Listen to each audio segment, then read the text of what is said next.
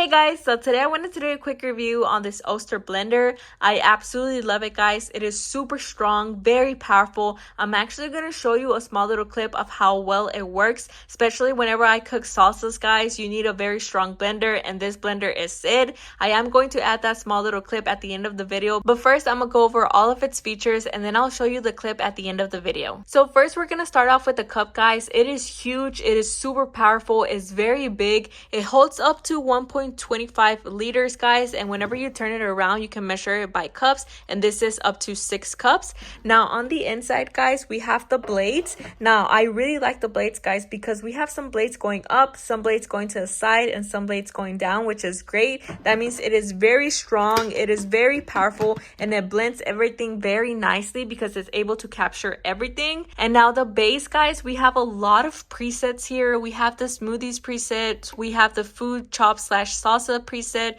we have the milkshake presets. I mostly use the food chop slash salsa, guys, and it blends my salsas very nicely. And now we also have the low, medium, and high settings. We also have the pull settings, guys, so whenever you press the button it blends, and then whenever you take off your finger it stops blending. We have the on and off button, and we also have the stop button. Now I'm gonna go ahead, guys, and show you how well it works whenever I cook salsas. It is super strong, very powerful, but let me go ahead and roll that clip.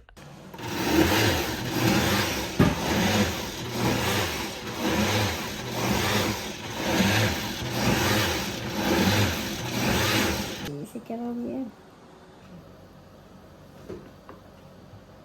So as you can see, guys, I had a bunch of stuff in there, but the blender itself is super strong and very powerful that it was able to blend them very nicely. I really love it, guys. I think it's the best blender out there. It is very strong, super powerful, and I would definitely recommend it.